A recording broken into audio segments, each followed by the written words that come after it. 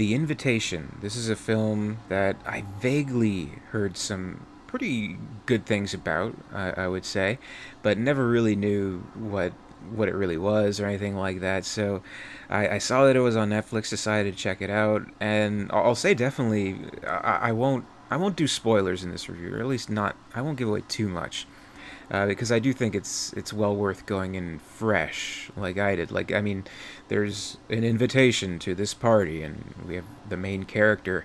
He's played by, well, I thought it was like Father John Misty or something like that, but it was actually a Logan Marshall Green from Prometheus. Actually, I didn't even recognize him. He has big beard, long hair, things like that.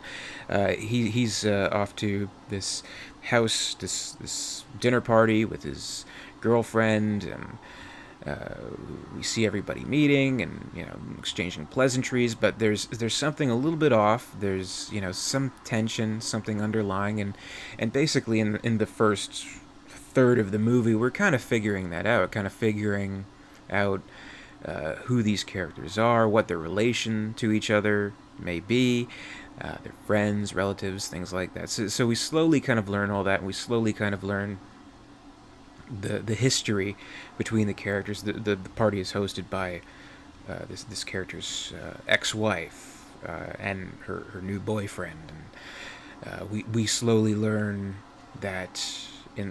I guess this will sort of be a spoiler, but we do learn that they had a child and the child died, and it really kind of broke them so completely, broke up the marriage, broke up the relationship, just kind of deeply affected them in, of course, a very terrible way. And so here they are reuniting for this party, along with new girlfriend, other friends, small social group, and some new people that kind of show up, and we're wondering what's going on here. This is kind of strange. There's a strange vibe going on with this party.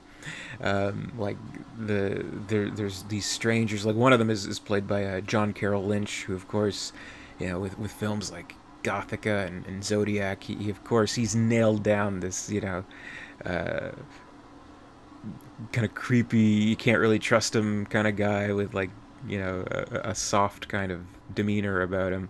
So he was great, and they have this young girl living with them, and like what's that all about? And there's this paranoia that kind of heightens with the character, and we as the audience kind of share that paranoia because we're all kind of figuring things out ourselves too, of course, and we're wondering like one person's missing, where'd they go? We learn also that they've kind of adopted this new philosophy to better their lives, basically, to let go of certain pain in life and be able to live it to the fullest and not fear the common fears that we all have, and all the insecurities that we all have, and things like that, and to truly be kind of free, basically. So you kind of think, this is some crazy cult shit, man, and might be right in making that assumption, but again, I don't want to give away too much, but I really enjoyed it. I mean, I thought it unraveled in a very well paced way. Like it's definitely a slower kind of movie, but I think it's rewarding that like it keeps on giving us a little bit more, a little bit more, a little bit more as the film goes on, and until it does go into its final act, which we kind of learn. Like there are still things that maybe we're going to be left wondering by the end of the film, but we get the general idea of what the threat is and where the horror lies in this film. So I thought it was very well done. Again, great performances all around.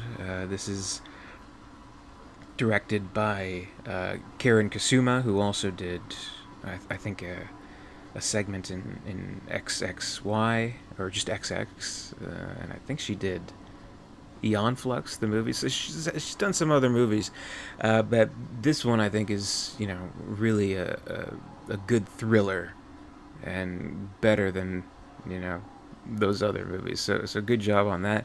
A good Netflix movie to kind of watch if you have nothing else to do. That's kind of just how I found it. Oh, okay, a guy gets an invitation to this place and mysterious things happen. things like that. So I'd give it a recommendation. Definitely worth seeing. It's not mind blowing. It's not deeply disturbing or anything like that.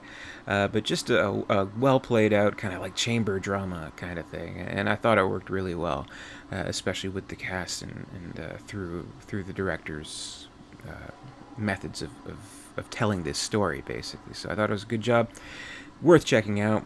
But yeah, that's my review. The Invitation, well worth a watch. Thank you very much for watching today. 31 Days of Horror. We're going to be doing more horror movie reviews throughout the month. Hope to see you there. Until next time, I'll see you later.